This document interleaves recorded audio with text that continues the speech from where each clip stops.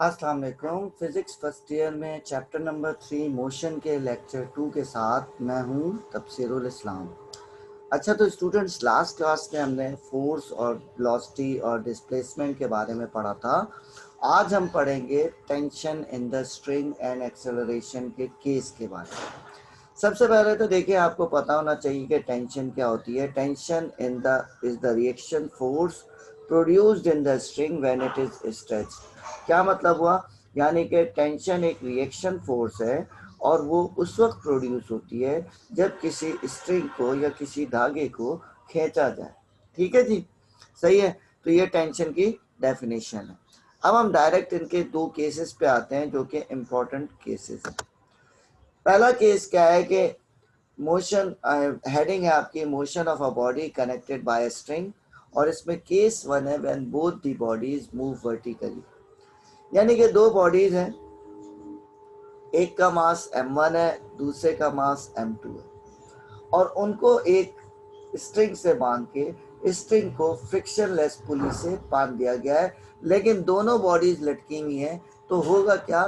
भारी बॉडीज नीचे जाएगी और हल्की बॉडी ऊपर जाएगी सेम एक्सेलरेशन के साथ। तो शुरू में हमने यही लिखा है कि consider two bodies of unequal masses m1 and m2 and which are connected by a string passes over a frictionless pulley such that both the bodies move vertically। यानी कि दोनों बॉडीज वर्टिकली हैं।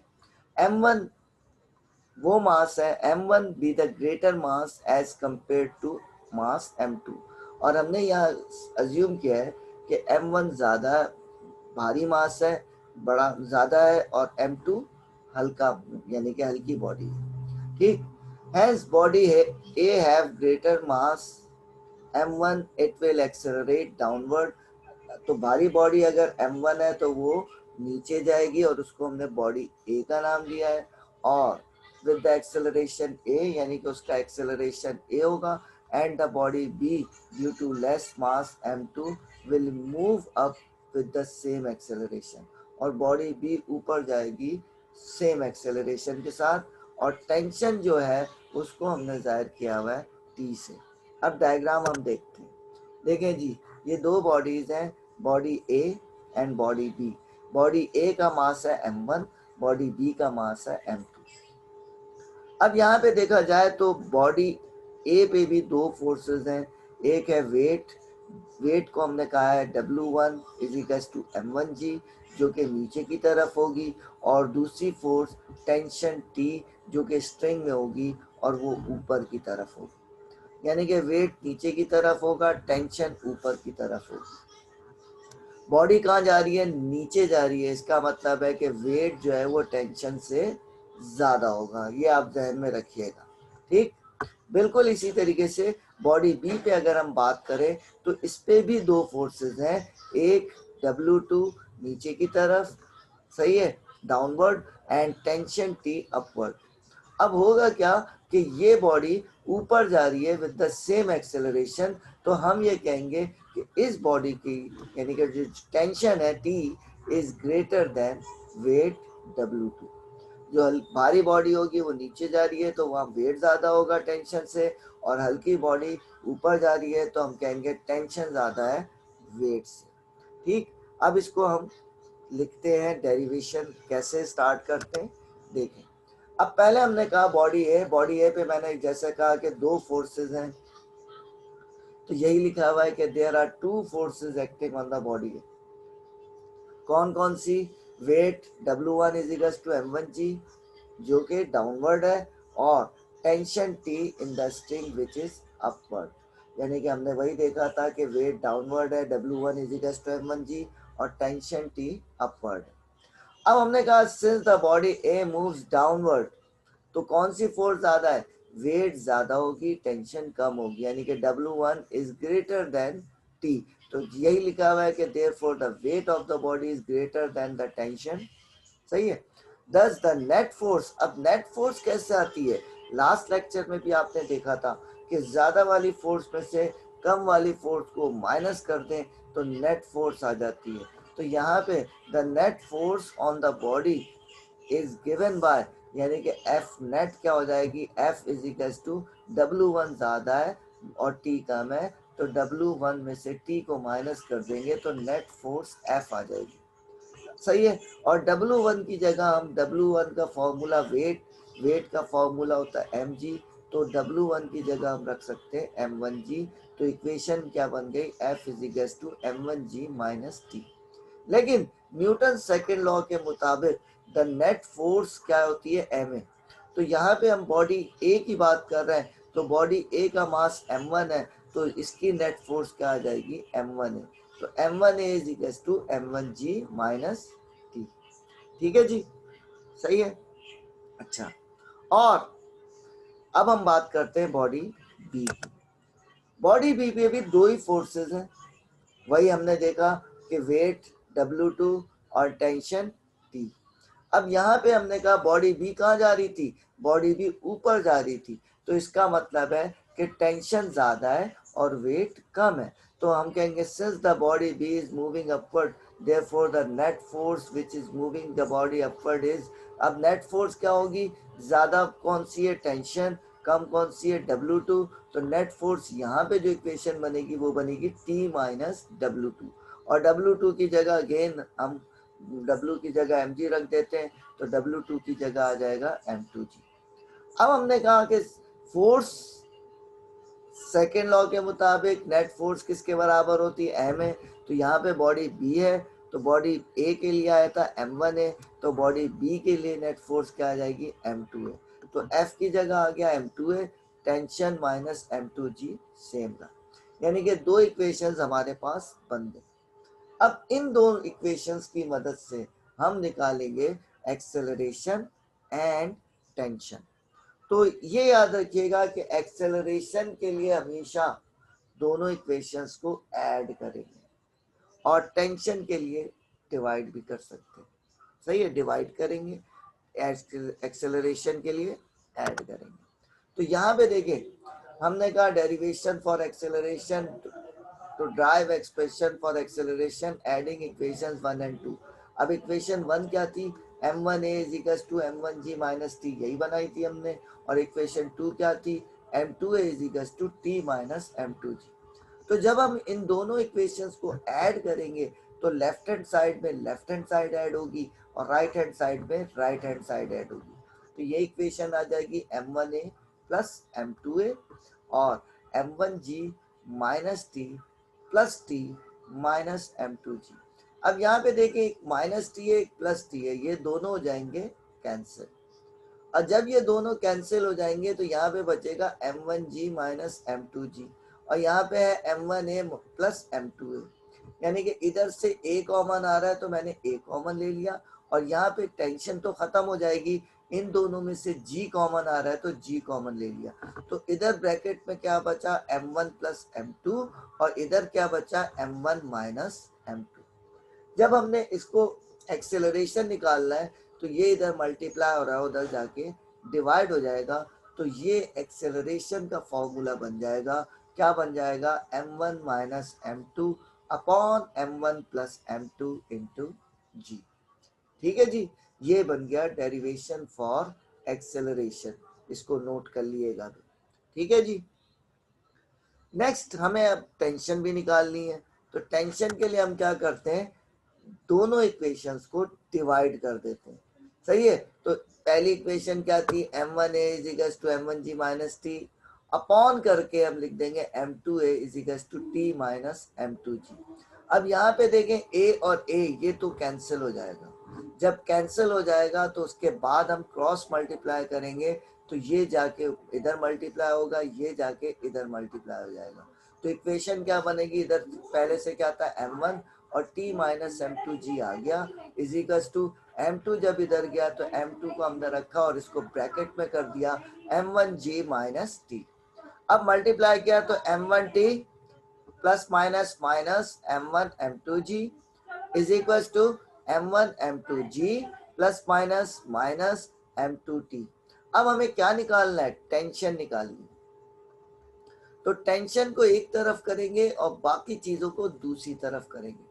तो ये जो फैक्टर है m1 m2g इधर minus का, ये उधर जाके प्लस का हो जाएगा, और यहाँ पे जो m2t माइनस का है ये इधर जाके प्लस का हो जाएगा। तो फाइनल इक्वेशन क्या बनेगी, m1t यह था, m2t यहाँ से उठ के आया तो plus m2t is equal to m1m2g plus m1m2g। अब ये m1m2g प्लस m1m2g ये बन गया 2m1m2g, और यहाँ पे टेंशन कॉमन है, तो टेंशन जब हमने कॉमन ली तो t बन गया m1 प्लस m2 ब्रैकेट में आ गया, और इधर ये मल्टीप्लाई हो रहा था उधर जाके डिवाइड हो गया, तो ये आ गई हमारे पास टेंशन। ठीक है जी।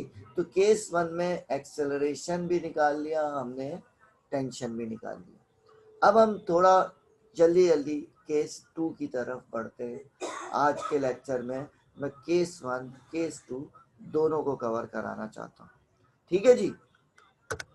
अब केस 2 में है कि केस 2 है when one body moves vertically and the other moves on a smooth horizontal surface, यानी कि एक तो सरफेस पे दूसरी वर्टिकली। तो पहले मैं इसमें ये लिख लें कि consider two bodies A and B of masses m1 and m2 respectively which are attached to the ends of the string passes over a frictionless pulley. The body A moves vertically downward, जाहिर सी बात है अगर एक vertically लटकी हुई है तो वो नीचे जाएगी, and with the acceleration A, and the body B moves on a smooth horizontal surface towards the pulley with the same acceleration. और as shown in following figure, यानी कि फिगर अभी मैं दिखा रहा हूँ कि इस तरीके से होगा। मैंने जो लिखा है इसको डायग्राम इस तरीके से बनेगी कि हमारे पास दो बॉडीज थी, एक बॉडी ए वर्टिकली डाउनवर्ड मूव कर रही है, और बॉडी बी जो है वो एक स्मूथ सरफेस पे, यानी कि फ्रिक्शन मौजूद नहीं है। अब यहाँ पे अगर हम देखा जाए तो यहाँ पे बॉडी ए के लिए तो वही सिचुएशन है जो पहले केस में थी कि दो ही फोर्सेस हैं, एक W1 नीचे की तरफ और टेंशन ऊपर की तरफ। तो यहाँ पे तो कोई कंफ्यूजन नहीं है, बॉडी नीचे जा रही है तो वेट ज़्यादा होगा और टेंशन कम होगी, बिल्कुल उसी तरीके से जैसे अभी हमने केस 1 में पढ़ा था। ठीक है जी। तो W1 नीचे की तरफ जा रही है, यानी कि बॉडी ए नीचे की तरफ जा रही है, तो W1 माइनस टी होगी नेट फोर्स, बिल्कुल सेम, कोई जो है ना चेंजिंग नहीं है। बॉडी बी पे यहाँ पे देखें तो बॉडी बी वहां पे वर्टिकली थी, यहाँ पे ये एक सरफेस पे मौजूद है, तो इस पे तीन फोर्सेस होंगी। एक तो हो गया वेट W2, और W2 इज इक्वल टू किसके बराबर है, M2G। वेट का फॉर्मूला क्या होता है, M2G। कोई भी बॉडी किसी भी सरफेस पे रखी हो तो उस पे एक रिएक्शन फोर्स होती है, और ये according to third law of Newton भी हम कह सकते हैं कि हमने कहा वेट नीचे की तरफ है तो नॉर्मल रिएक्शन इसका ऊपर की तरफ होगा। और तीसरी फोर्स, क्योंकि ये स्ट्रिंग खिंच रहा है, अब यहां से खिंच रहा है तो टेंशन भी अलोंग द स्ट्रिंग होगी, टेंशन क्या होगी, अलोंग द स्ट्रिंग होगी। ठीक। अब यहाँ पे एक चीज याद रखिएगा कि पहली बॉडी में तो कोई कंफ्यूजन नहीं थी, यहाँ पे हम कहेंगे कि तीन फोर्सेस हैं, लेकिन ना बॉडी वेट की तरफ जा रही है ना बॉडी रिएक्शन की तरफ जा रही है। इट मींस ये दोनों फोर्सेस एक दूसरे को क्या करेंगी, कैंसिल आउट कर देंगी। सही है, और सिर्फ एक फोर्स बचेगी, टेंशन। तो यहाँ पे हम पहले देखते हैं बॉडी ए के लिए तो वही है कि देयर आर टू, बिल्कुल सेम है, वर्डिंग भी सेम है। There are two forces acting on the body A, वही केस 1 वाली कि weight W1 is equal to M1G, tension T। सही है।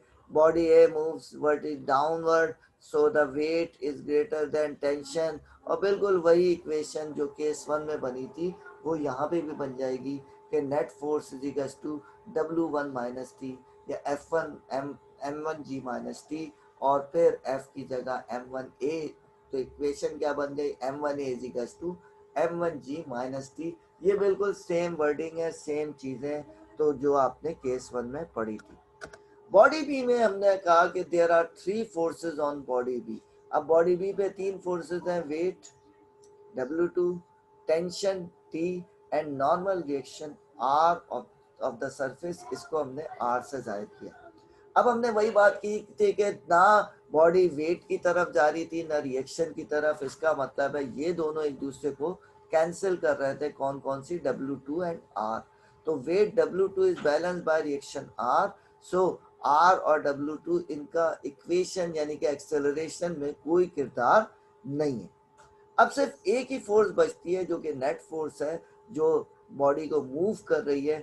तो वो force F is equals to T यानी कि टेंशन हो जाएगी। और F की जगह वही न्यूटन सेकेंड लॉ के मुताबिक F is equals to M A होता है। तो यहाँ पे F की जगह क्या आ जाएगा? M2A आ जाएगा। तो इक्वेशन क्या बन जाएगी? M2A is equals to T. अब दो इक्वेशंस बन गई, सही है। अब दो इक्वेशंस बन गई, तो अब एक्सेलरेशन के लिए क्या करते हैं? एक्सेलरेशन के लिए दोनों को वही क्या करते हैं? ऐड करते हैं। तो यहाँ पे भी हमने कहा कि इक्वेशन 1 और 2 को क्या करेंगे? ऐड कर देंगे। ऐड कर देंगे तो ये इक्वेशन 1 थी m1a is equals to m1g minus T, और इक्वेशन 2 थी m2a इजिकल्स टू टी। वही वाली बात, लेफ्ट हैंड साइड में लेफ्ट हैंड साइड ऐड होगी और राइट हैंड साइड में राइट हैंड साइड ऐड होगी। तो m1a plus m2a is equals to m1g minus T plus T minus T plus T क्या हो जाएगा?